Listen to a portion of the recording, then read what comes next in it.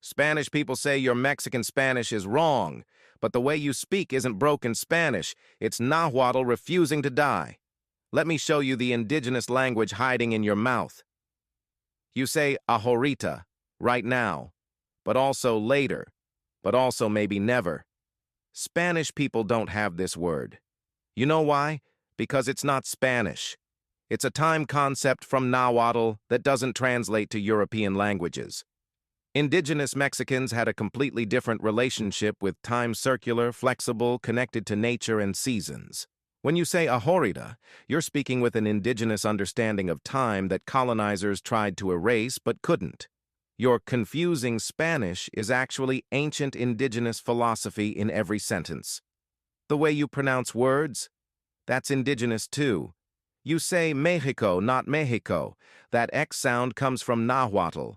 Spanish people tried to force European pronunciation, but Mexican tongues kept making indigenous sounds. You use etch and till combinations that don't exist in Spain Spanish. Those are Náhuatl phonetics. Chocolate, tomate, aguacate. You're not speaking Spanish with an accent.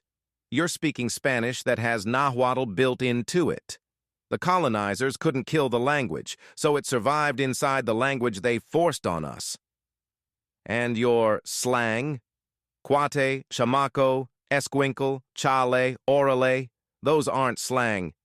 They're Náhuatl words that survived 500 years of language suppression. When Spanish tried to ban indigenous languages, Mexicans just mixed them into Spanish and kept speaking them anyway. That's not bad Spanish. That's linguistic resistance. Every incorrect word you use is actually a pre-Columbian word that your ancestors protected by hiding it inside the colonizer's language. You think you're speaking broken Spanish.